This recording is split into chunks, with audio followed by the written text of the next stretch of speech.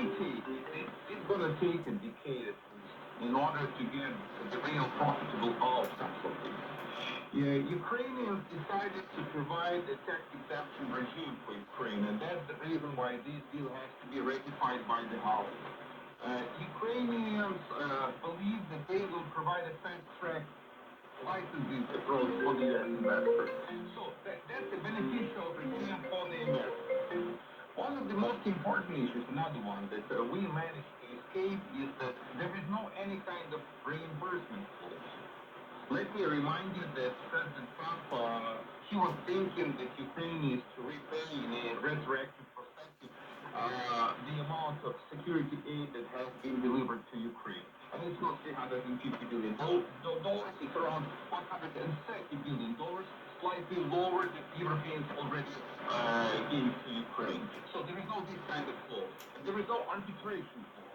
So the disputes have to be resolved via consultations, but not in the court, which is another good thing. And last but not least, but not least, I know that you're going to ask me why don't we get security guarantees? That's not the part of this deal. But what we got, the way how we can use these vehicles is very clear to me. These could be a kind of economic military land lease. And this deal has the provision that the future military aid could be counted as an investment into this fund. This is the kind of offer for the new U.S. administration. Look, we are not giving the blank check to Ukrainians. We are giving military aid to Ukrainians, and Ukrainians will invest this kind of military aid into our joint investment fund. Is it any clearer now how this deal will work, assuming that it will take some time to set up infrastructure and to find and extract these minerals? Telling you frankly, I believe that U.S. investors will be ready to jump into Ukraine and to invest a penny only after the war stops. So it's difficult to attract any kind of private U.S. investors at the current particular period of time, at this hot period of Russia's war against Ukraine. So we need to get the real precondition.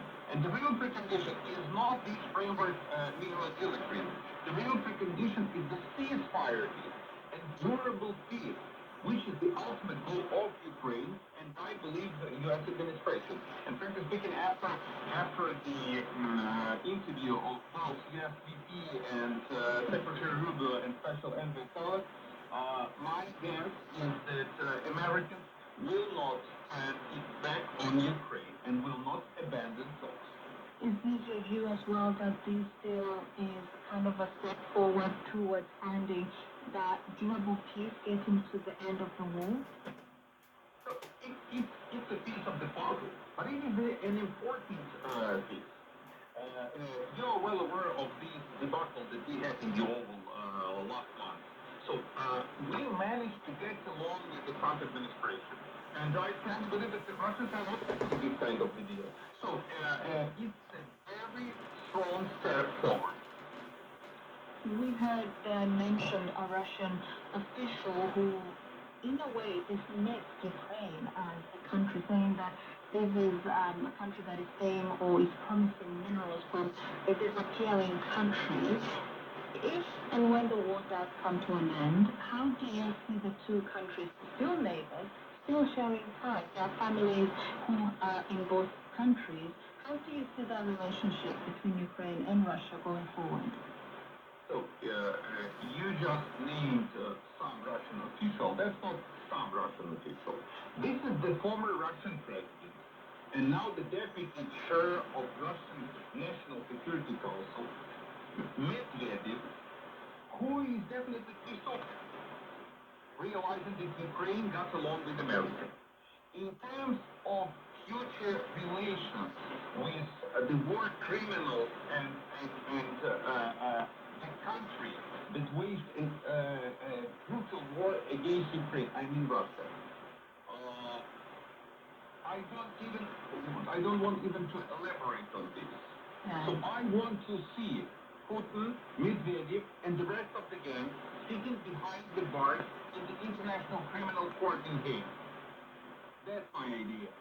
And that's the idea of all overall and give the perception of the entire Ukraine. We want them to bring to justice. That's what we want for sure.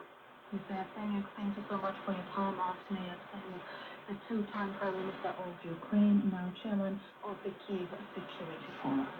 We touched on it slightly there, but what is the broader Kremlin and Russian view on this agreed Ukraine-US mineral deal?